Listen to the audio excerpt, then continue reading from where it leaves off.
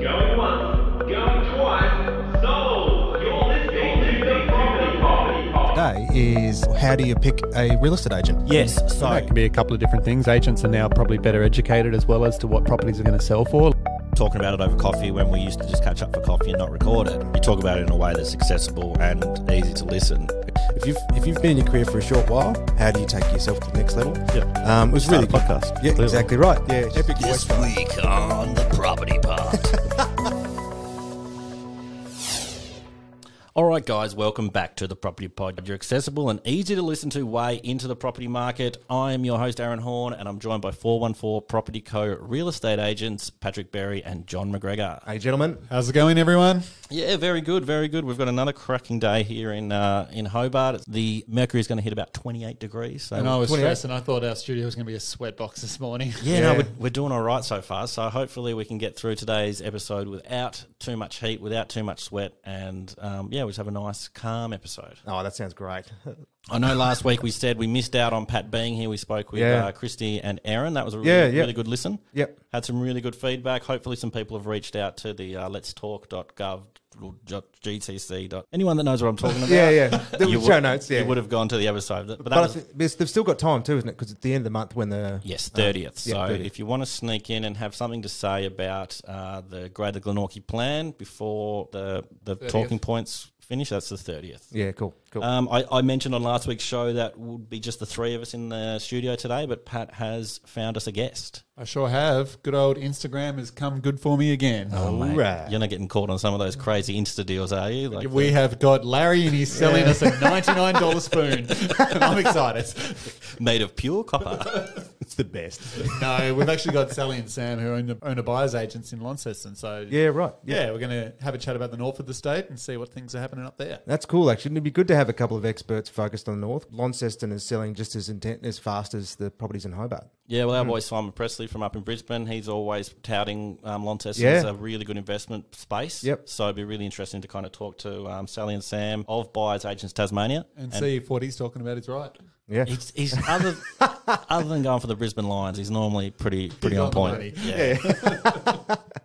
No, look, let's jump to those guys. We'll chat with them and then we'll see how we all go. All right. Awesome. 414 Property Co. All types of property for all types of people. At 414 Property Co, we believe that property is for everyone. White collar, blue collar, no collar, dog collar. Whoever you are, we will find the property for you. Contact 414 Property Co at www.414.com.au. All right, guys, that's right. We're here with our guests today. We've got Sally and Sam from Buyers Agents Tasmania. They've been kind enough to give us some of their time this morning. So welcome to the show, Sally and Sam. Thank you for having us. Exciting to be here. Not a problem. It's great to actually get you guys on the mic and speak to someone in our home state of Tasmania that's, living in another area. Yeah, we're born and bred Launcestons. How's things going up there in Launceston at the moment? It's crazy. Lonnie is crazy at the moment, crazy good. Everyone wants to buy a little slice of Tassie, and I think that's statewide, not just Lonnie, but people are very excited for our hometown, which is great for us and great for the industry and people relocating. Have you found that the conversations around Launceston have changed? I mean, I remember this story came up yesterday where 10, 15 years ago, you'd mention you're from Tasmania and everyone would just, comment on the fact that you got two heads, but you'd say the same. You say you're from Tassie now and they go, really, Tassie? I've always wanted to go there. It's like, no, you haven't. So are you finding that story's similar to Launceston as well? I think so. I had a call yesterday actually from a family moving down and they just can't wait. They've never been here, but here it's great and can't wait to move here. And so I think it's really changed. They're from inner city Brisbane and they want to move to the northwest coast and they can't wait. Yeah, right. And they didn't give you any rhyme or reason why? They're just excited? Excited. Work has driven them down as well, but I think it's crazy to think people would laugh at us if we would say we're from Tasmania when we used to go interstate, where now they can't wait to come down here and they want to live here and never seen it before. Yeah. So with you guys talking to a lot more buyers on a daily basis, are you finding that since COVID started and obviously the way work's changed and a lot more people able to work remotely, that's been able to shift people to move to the state? Absolutely. And I think also our purchase prices here, it's still so affordable to buy something in the Tasmanian market, which is helping. And our border controls made us quite a safe place to be during COVID, which I think all of those factors combined, and who wouldn't want to live here, of course, all of those things have just made us really interesting to people, which is great. So we've kind of jumped straight into the real estate side of things, but could we take a quick step back and just kind of get your story, find out about how you guys got into the industry, what kind of bit you with the real estate and buyers agents kind of, I can't think of the word I'm trying to say. How did you get the buyers agents bug? Yeah, that's the word. Yeah.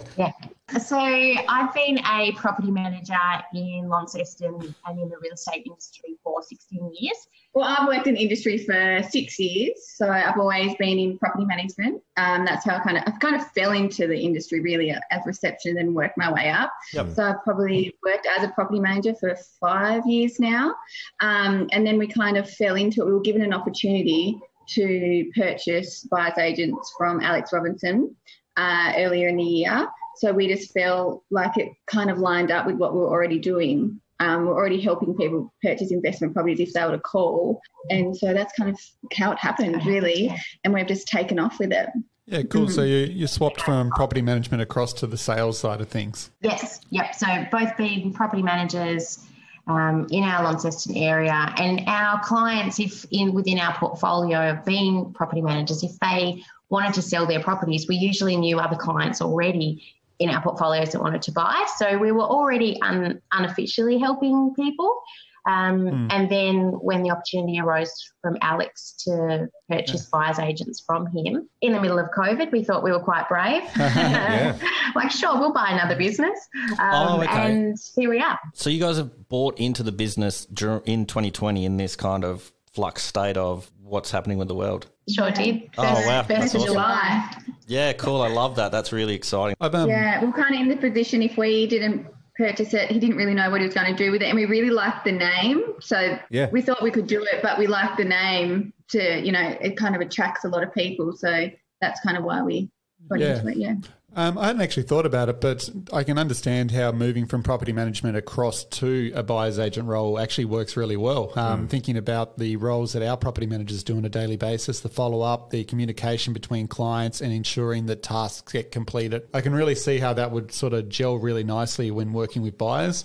Like me and John as sales consultants selling properties for vendors, the buyers, we do tend, because we talk to so many of them, we do tend to forget about them after a while, not intentionally. It's just the volume that we're working with and we're more geared to the vendor. But I can definitely see how a property manager could take on a buyer's agent role and be really successful at it. Absolutely. I think for us, it's natural to be able to help people, especially in our local area, when they're asking for yields and they want to know what these properties are going to rent for. And it's natural for us to be able to have those discussions. So it's been a really nice way to fit it alongside what we do. And it's kind of like, as you said before, leveling up, like you kind of started at, like, I'm a receptionist, I'm kind of getting my feet wet in the industry, and then you're like, oh, well, now I've kind of become this property manager, and now you're like, oh, now we run our own business as buyers agents, and we've got all this wealth of knowledge that we've had in the past. I love it. I think it's really cool. And we were clever enough to get a name which works really well with SEO. So, just Google and boom. Well, how did you find the girls, Pat? I think you guys followed me on Instagram, so I found you that way. That would be Sam. Can you guys give us an idea of what's happening up in Launceston? I guess you're right in the middle of the state. I've noticed online that it's kind of states that you guys work across the whole state, so you're kind of centralised in a really, really good position. Absolutely. I think we are in such a fortunate position. It's easy for us to get all of the places. We're never usually working with high numbers of clients. And Sam and I, in our personal life, we also like to travel with each other. As if we don't spend enough time with each other already. On Saturday, just gone, actually, we were in St Helens bidding at an auction for someone. So this role for us, it's really interesting that we can be seeing parts of Tassie, being interested in real estate, helping people, and all the fun things together. So, the market definitely, we're finding more inquiry for Launceston at the moment, whether that's because we're based in Launceston, although people are ideally, searching for buyers agents Tasmania. I think the returns at the moment for investors are really impressive for Launceston. So we haven't had to do a ridiculous amount of statewide travel. We do some Hobart trips, and we purchased in Burnie recently. So that was a bit of both spectrums. Yeah, so I guess kind of finding the properties and reaching out and getting that wealth of knowledge across the whole state is kind of the relationships you've built previously through your property management skills, and now you're kind of being like, oh yes, we do know a little bit more about Burnie, we know a little bit about St Helens as you were there. You guys weren't bidding like the guy did on the block the other night, were you, with the crazy numbers? Did you happen to see I that? heard about that. No, we weren't, sadly. It was an interesting auction. Yeah, it was a very slow auction, blocks of land actually. And very early on, it got to $100 increment, probably $20,000 away from the purchase price. So it was very slow. Yeah. When it was our turn, we're like, 1,000 more, 1,000 more. Yeah. Like, speak to that. It was, interesting times. One of the biggest things, I suppose, is a bit of frustration for buyers locally we're seeing is just the level of competition in the marketplace. Obviously, lots of people come through the open for inspections. We're seeing a lot of inquiry coming in. What's that like from your perspective, where are you dealing with that level of competition with the properties you're purchasing? Yeah, it has been quite competitive for us, especially people coming in with cash to be able to buy something. I think that's how we're losing a lot of ours. Yep. Our clients do have to get finance, which makes things difficult, but understandable. We try, and when we have a client come and speak to us, we get their brief and we send it to all our people in our circle that want to help us. Yep. Especially if it's Launceston, we do have quite a good relationship with a lot of agents. So if we can try and get in there before the first open home, or try and get something off market, which is quite limited, but there are a few there. That's how we're helping a lot of our clients at the moment. So we see something going open home on Saturday, we'll call that agent and beg to see if we can get in there on a Thursday. Yep. And then we put the offer in. Yeah, cool. Which has been working well. And what type of people have you found have been taking up your services? Are you getting first-home buyers, investors, kind of what? Either investors or people moving down, or people that keep missing out. Yep. So people that might be moving down for work and they keep just doing sight unseen, but just keep missing out with their offers. So we've had a couple of those that we've been able to help. But mainly investors at the moment, or people moving down. I guess because have you found as well, where obviously people in Australia aren't normally used to thinking that they would pay an agent to help them find a property, is that do you actually get many first home buyer inquiries in that sense, or do they talk about your services, or they just don't even think about it? I don't think they think about it, and I don't think a lot of people know that we're here, one thing, and really know what we're here to help them with. So if that's kind of one thing we're working on at the moment, is trying to get our name out there more so people know that we're here and what we're going to do to be able to help them. Right. But once we can get someone on the phone and we explain how we would assist them, we get 80% of people across the line to sign up with us. Yeah, sure. As the guy on the other side of the desk that just does all the media for these guys and not knowing anything about real estate, prior to having another buyer's agent on the show before, I had no idea what it was. I was literally blown away that the concept of having someone be in your corner and go and do the searching for you, I just thought that was completely foreign. But now, after speaking to two other buyer's agents previously on the show, it just seems like a no-brainer that, like, if you're busy or you're kind of trying to buy out of area, like someone moving from the mainland, you want to move to Hobart, you want to move to Launceston, you want to move anywhere in Tasmania, why wouldn't you use an expert or someone like yourselves who've been in the industry for years, who are like, oh yeah, we know how to find good places and we can do it? Yeah. Yeah, and I know what we're like. Like, people are time poor, and if we can outsource something for a reasonable price, we will do that. Absolutely. So we will be like, okay. Well, what's the now you both had mentioned you've known each other for quite some time then. It seems that way. But how do you work your business? So are you both doing the same tasks, or are you one takes care of one end and one does something else? Well, how do you actually structure your business working in a team? To start with, because we weren't really across how it was going to work, we set ourselves up. Our email is Sam and Sally. So everything, we have one email, and we would check everything to start with, and we'd be across everything, and we'd BCC everyone into everything. We did a lot of that to start with. Right. A couple of months in, now we do week on, week off in monitoring the emails, as silly as it sounds. Both our numbers are on the website, and it just comes down to who's available quicker. if a client needs to look at a property today, whoever can get there quicker between Sam and I, that's what we do. Yep. I have children, bless their sweet little souls. So Sam does a lot more of weekend and after school hour appointments, things like that for us, definitely. She does an amazing job at that. Yep. So we just share it around how we need to.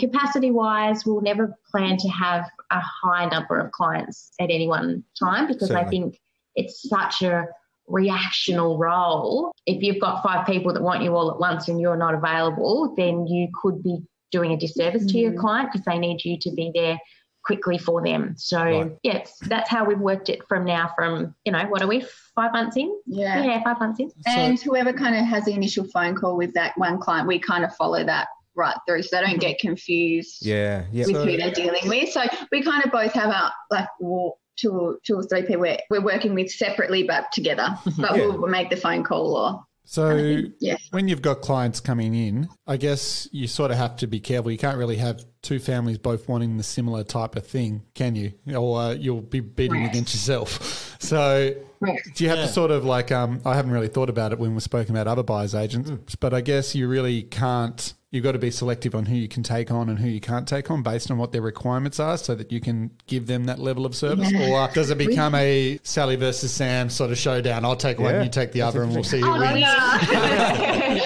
have thought about that. Luckily, we haven't had that happen. We've had people want similar things, but they're in a different price bracket. Yep. But it has crossed our mind before. I think we've just decided that would just work for one person. It's just too risky, I think, if one didn't get it and the other one did.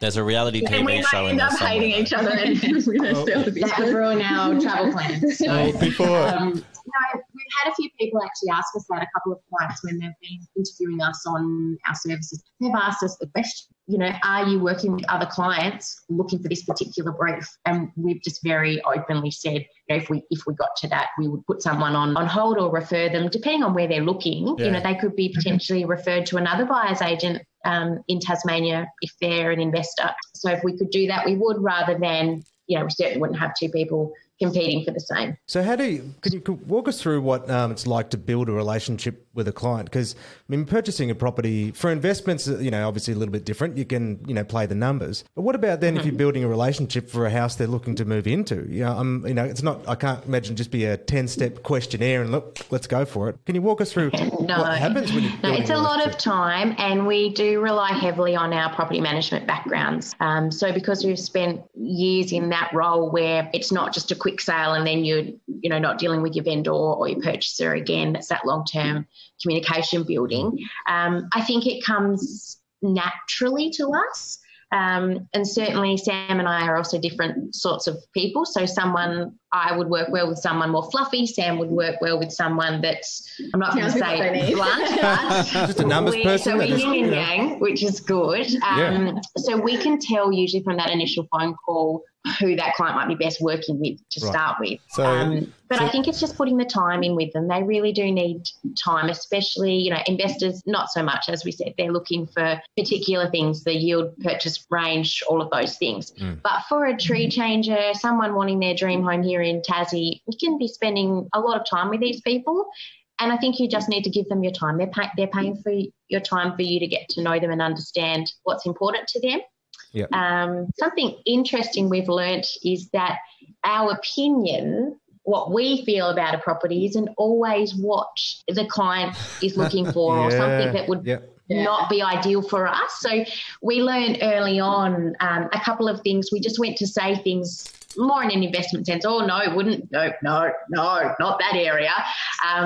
And just certain things that we realised that, the client was looking for something different than our personal opinion. So we're trying to be, still give that and be really factual and honest, but just being aware that it's not, it's their purchase, not ours, as much as we love spending other people's money. That's been interesting to learn, and I would say for us would be an ongoing. We just need to be mindful all the time of the clients and how they're feeling. What are a couple of common questions common fears that people might have about engaging a buyer's agent? I think fear number one would be, what if everything you're telling me is a lie? What if everything I can see on the internet and everything you're showing me is great, but you're not showing me, the suburb, or you're not giving me that information? So we make it very transparent to show them as much as we possibly can in terms of video, because videos don't usually lie and we don't edit our own iPhone videos.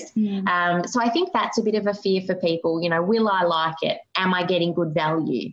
Value is usually easy to show for an investor because we can rely on statistical data to help us. Yep. Tree changes with value is a little bit different for them. Are they going to overpay? Sometimes in this market they are. If they want the property, they've got to go in all guns blazing. So they would be some fears that I could think of. Yeah, that's a good question. And how does an owner take it when you tell them that they're going to, or purchaser take it when you tell them they're going to have to overpay if they want the house? Is that an easy conversation? I feel like they're used to it now, especially if they've missed out on a couple and then we've found out what it's sold for and they're like, right, okay. Yeah. Investors, they don't really mind because then we don't want them to overpay either. We want them to get a good return. But people moving down, they're realising they have to pay more because a lot of our market at the moment is offers over X amount. Same here. And so, we're putting in high bids. Yeah. And with multiple offer, obviously they only have their best chance at it. So sometimes we just say to people as bluntly as this sounds, what are you prepared to lose this property for? Yeah. And sometimes they have to take that approach in our market, especially in Launceston, where, it's not uncommon for our properties under multiple offer to be sold $50,000 to $70,000 more than the asking prices at the moment, and a lot of cash purchases. So our clients really have to be prepared if they want a tree change to perhaps overspend a little bit, which I would say isn't the traditional role as a buyer's agent. Our role is to ensure that our client isn't overpaying, but in this market there certainly is some of that happening, I would suggest. Well, I even think it's not even overpaying's probably the wrong word for it, because it's more so that it's an opportunity cost. Really, it's just right now. It means that you're not overpaying. It's just right now. In order to secure this opportunity, this is what you have to pay, and it's as simple as that. So it's that that psychological shift in some ways, and I think the way you're approaching it, where people are just enabling themselves to be educated to know that look, at the moment, you can see these 5 properties. This is the process that they've gone through. So this is the new, cost of these opportunities moving, in the coming months. So we have to be prepared for that. Yeah, absolutely. Yeah, that's great. Yeah, you've nailed that, Mac. That was a very good Macism. Yes, sales training 101 will be down. Well, we'll send him to you. It's a day out of the office for it. Sure. That's it. They like it when I leave. We'll send you on a tree change, mate. Yeah. Well, guys, I think what we might do is wrap things up. It's been awesome having you on. I was just thinking before, like you're fresh into this new role with your new business. It'd be great to get you back on the pod maybe a year from now if interested, and we could kind of just touch base again and be like, what have we learnt in 2021 and how are things? And if we're on 2 different Skypes, like not in the same room, you know that. Different businesses fail. Relationship breakdown. It was really cool. It was really, really interesting to kind of find out how you guys have set up. And I'm really pumped that you guys have just taken it on in this kind of crazy year and just running with it. It's really, really exciting. That's the thing. Thanks so much. Yeah, it's only young for 5 months, but like you both said, you've got 21 years of real estate experience there. So it's a pretty deep well of knowledge that people can engage with your services. So it's really exciting. Yeah, it is. It is. We say COVID's been kind to us. I think it's been a great time for us to purchase this business for people that need some help to get here in Tassie and haven't been able to. So here we are. Yeah, awesome. All right. So that's Sally and Sam from Buyers Agents Tasmania. You can find them at www.batas.com.au. So buyersagenttas.com.au. You guys are on Facebook. Pat found you on Instagram. People can reach out to you and find you. I'm sure after this listen, they will. Awesome. Thank you so much. Thank you. Not a problem. Thanks for being on the show. Thanks, guys. Well. What a great chat. Well, and we're not sweating that much. No, it's not. It's actually still pretty good. No, I think it was light, breezy, and easy. The girls were really, really good to talk to, and it's just awesome that they've just started up, kind of just taken 2020 by the balls and said, let's make it our own. It's awesome. But I think, like you said before, Pat, you're surprised how is synergistic? No, it's not a word. Let's just drop that. But like the idea where an experienced property manager is actually probably the best person to step into a buyer's agent's role. I think it is, and I've never thought about that crossover between the two different roles, but now it makes perfect sense. Absolutely. I can see why those two girls are killing it in Launceston, because the way a property manager does their day-to-day jobs, I can just see it marrying so well when working with purchasers to find their dream home. Yeah, that was great to have them on. No, it was really cool. Thank you to Sally and Sam of Buyers Agents Tasmania. I think I mentioned their socials and websites and stuff just before we signed off with those guys, but again, we'll add it in the show notes. We'll get a transcript done up of the show and put that all together. And look, it would be awesome to have them back on. They were really, really engaging, really interesting, and I'd love to know more about Launceston. Yeah, me too. First time you've ever said that, I reckon, Ez. Hey, I used to live in Launceston. Yeah, that's true. Don't you remember coming up to Box Street? We used to go to cause silly... I remember rollerblading up and down that street late one morning. Yeah. Anyway. Sans clothes.